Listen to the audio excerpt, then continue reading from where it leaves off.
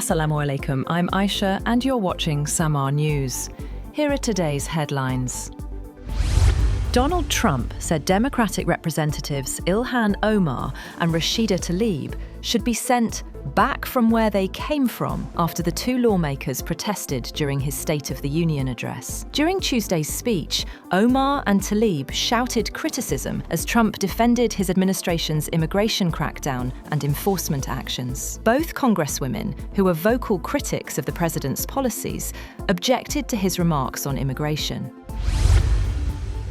Images of debris from recent Russian strikes on Ukraine have indicated that Moscow may have used a cruise missile once at the centre of a landmark nuclear arms treaty dispute. Two weapons experts say that fragments recovered from the scene strongly suggest the missile involved is the same nuclear-capable system whose development prompted then US President Donald Trump to withdraw from a major arms control pact during his first term. The analysis is based on images of missile fragments provided by Ukrainian law enforcement sources, marking the first visual evidence publicly reported to corroborate Russia's alleged use of the weapon.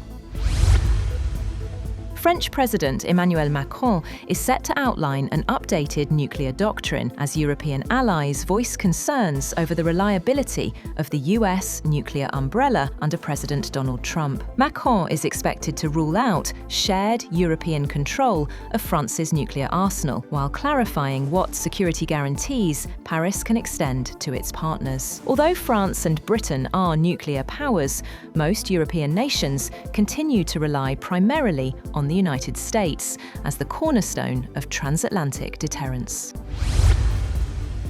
As this happens, the United States Treasury has imposed fresh Iran-related sanctions on more than 30 individuals, entities and vessels, hours after President Donald Trump addressed Congress.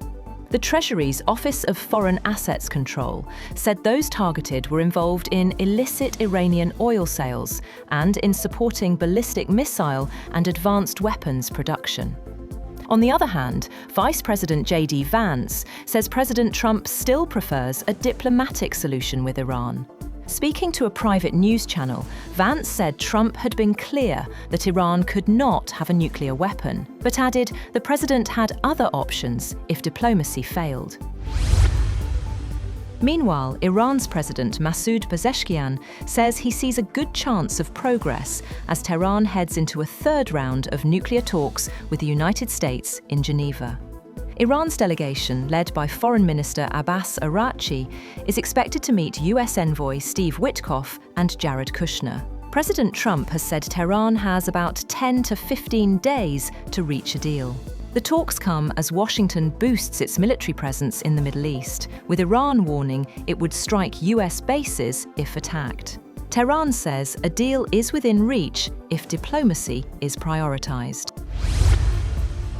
Authorities in Cuba opened fire on a vessel registered in the United States, killing 4 people and injuring 6 others, according to a foreign news agency. Cuban officials said the boat had entered the country's territorial waters when security personnel engaged it. The injured were removed from the vessel and taken to hospital, while an investigation into the incident is underway. On the other hand, Ukrainian President Volodymyr Zelensky has dismissed Russian claims that Kyiv is seeking nuclear weapons, calling them an attempt to apply pressure ahead of expected trilateral talks with the United States and Russia. Speaking at a press conference, Zelensky said Ukraine does not possess nuclear arms.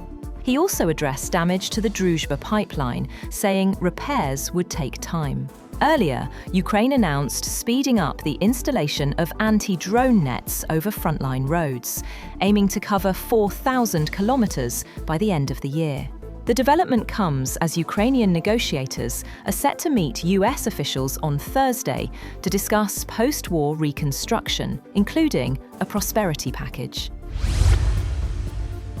German Chancellor Friedrich Merz and Chinese Premier Li Qiang said in Beijing that China and Germany want to deepen cooperation, as Merz began a visit aimed at resetting ties amid a widening trade imbalance. Merz told Li that Germany attached great importance on maintaining and deepening its extensive economic exchanges with China, its largest trading partner last year, while emphasizing the need for fair cooperation and open communication. Li called on both sides to work together to safeguard multilateralism and free trade.